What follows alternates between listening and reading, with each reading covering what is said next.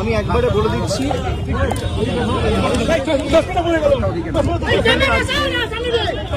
ভাই আসতে লেগে যাবে।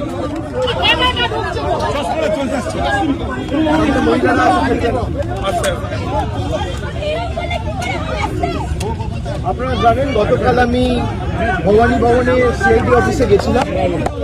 সেখানে আমাকে প্রায় 5.5 ঘন্টা জিজ্ঞাসাবাদ করেছে তদন্তকারী সংস্থার প্রতিনিধি, এবং আমি তাদের সাথে সহযোগিতা করেছি।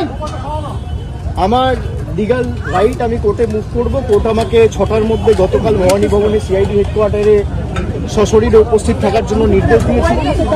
আমি কমপ্লাই করে প্রায় 12-13 মিনিট আগে, 6টার আগেই কালকে ভবানী ভবনে গেছি, এবং 11:30টার কাছাকাছি ইন্টারোগেশন প্রশ্ন উত্তর পর্ব শেষ হয়, প্রায় 5.5 ঘন্টা ধরে চলে। এবং আমাকে আবার সেখানে একটা নোটিশ দিয়ে আগামী 14 তারিখ অ্যাপিয়ার করার জন্য বলা হয়। আমি 14 তারিখ কলকাতায় আছি, আমি 14 তারিখ অ্যাপিয়ার করবো আবার। আমি কোনো তদন্ত এড়িয়ে যাইনি। আমাকে দিল্লিতেও তদন্তকারী সংস্থা যখন ডেকেছে আমি গেছি, কলকাতাতেও নিজাম প্যালেস হোক, এদিকে সিজিও হেডকোয়ার্টার হোক, ইডির কাছে হোক, আমি গেছি। আমি সবসময় তদন্তে সহযোগিতা করেছি, এবং আমার সামর্থ্য অনুযায়ী যতটুকু কেন্দ্রীয় তদন্তকারী সংস্থা বা এই মুহূর্তে দাঁড়িয়ে রাজ্যের গোয়েন্দা সংস্থা সিআইডির সাথে যেটুকু সহযোগিতা করা উচিত আমি নিশ্চিতভাবে করছি। আজকে আমাদের দলনেত্রীর বাড়িতে কিছু বৈঠক ছিল পূর্ব নির্ধারিত, সেখানে একাধিক বিধায়ক থেকে সাংসদ ছিলেন, এবং আমাদের মিটিংগুলো চলাকাল খুব সম্ভবত 4:30 নাগাদ যে সিআইডির একটা টিম এসেছিল আবার কোনো একটা আলাদা মামলায় আমাকে নোটিশ দিত। তো আমি আমার সেক্রেটারির মারফতে তাদেরকে অনুরোধ করি যে আমি এই মুহূর্তে আমার বাড়িতে সশরীরে উপস্থিত নেই বলে আপনারা চিঠিটা অন্য কাউকে দিয়ে রিসিভ করে আমার পক্ষ থেকে নিয়ে নেন।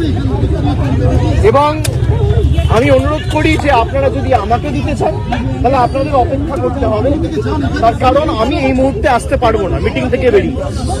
আপনি আপনার মতো করে যখন ইচ্ছা বাড়িতে নিয়ে বলবেন যে আপনাকে ছাড়া কাউকে আমরা দেবো না। আমি যদি বাড়িতে না থাকি তাহলে আপনাকে অপেক্ষা করতে হবে আমার ফেরার জন্য।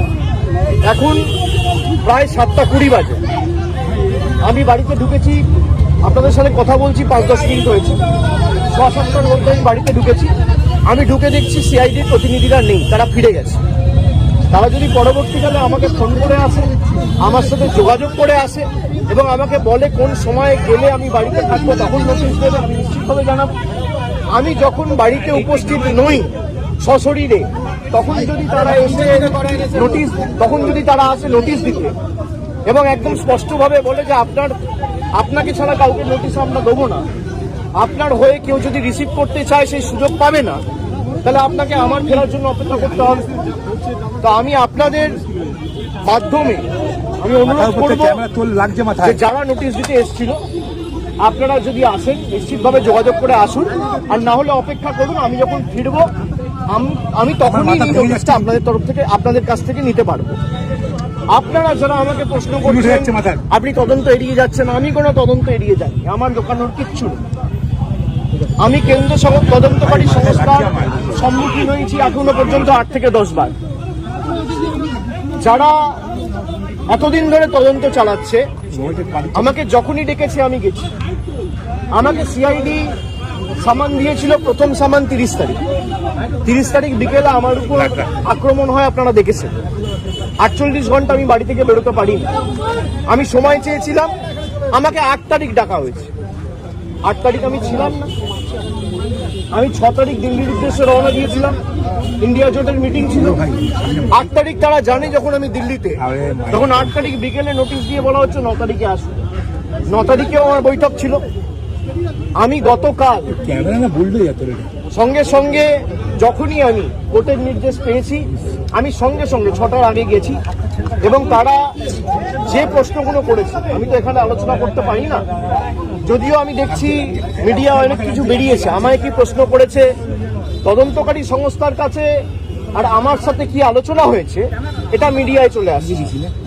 এবং আমি বাড়ি ফেরার আধ ঘন্টার মধ্যে আমাকে প্রথম প্রশ্ন কি করা হয়েছে, আমাকে দ্বিতীয় প্রশ্ন কি করা হয়েছে, আমাকে তৃতীয় প্রশ্ন কি করা হয়েছে, তার উত্তরে আমি কি বলেছি সব আমি দেখছি মিডিয়ায় রিপোর্ট হয়ে গেছে। আমি এটা নিয়েও আগামী দিন হাইকোর্ট মুভ করব।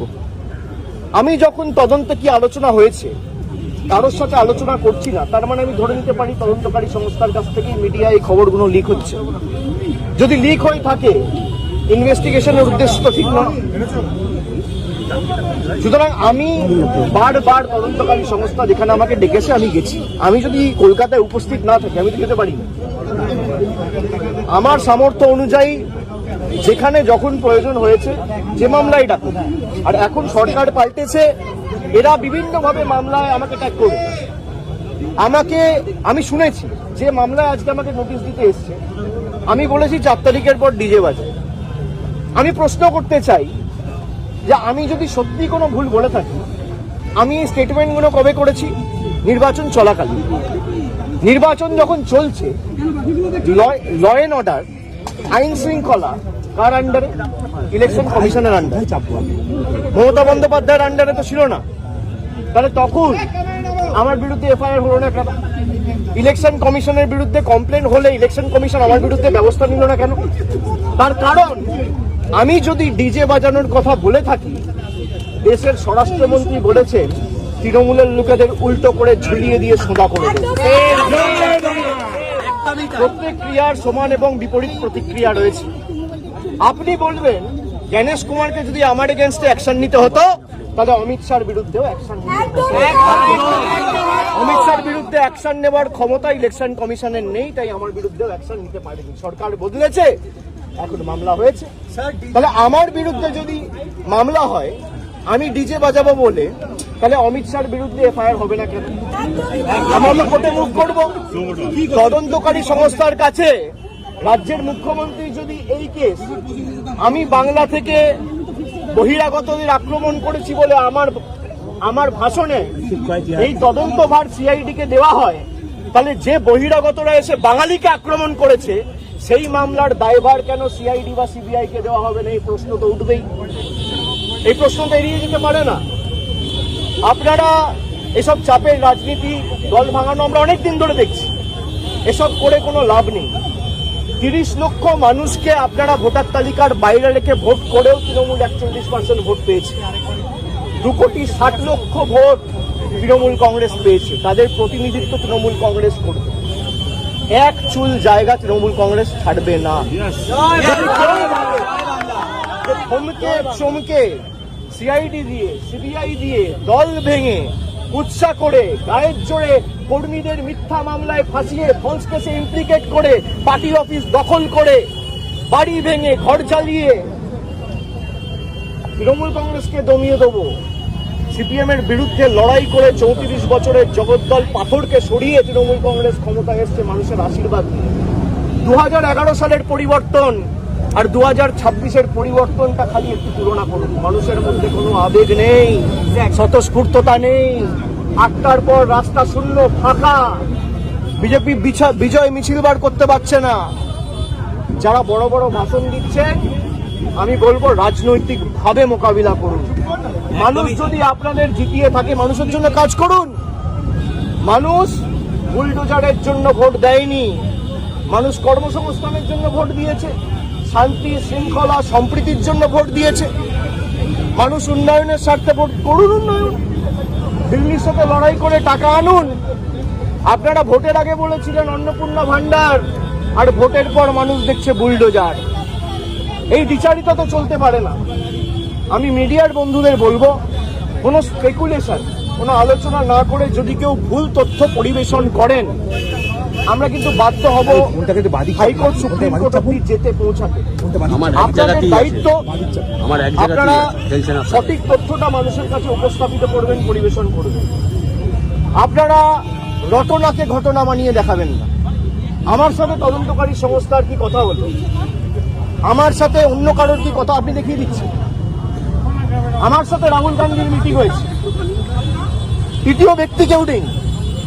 আমি আর রাহুল গান্ধী কি কথা হয়েছে আপনারা জেনে গেছেন। আমিও মিডিয়ার সাথে কথা বলবো না। আপনারা জানছেন কোত্থেকে? আপনারা আপনাদের মতো স্পেকুলেট করে খবর যা পাচ্ছেন বলে দিচ্ছেন।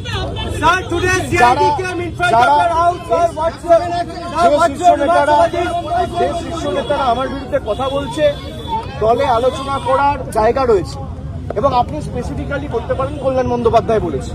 কল্যাণ বন্দ্যোপাধ্যায়ের অধিকার রয়েছে আমাকে নিয়ে কথা বলার।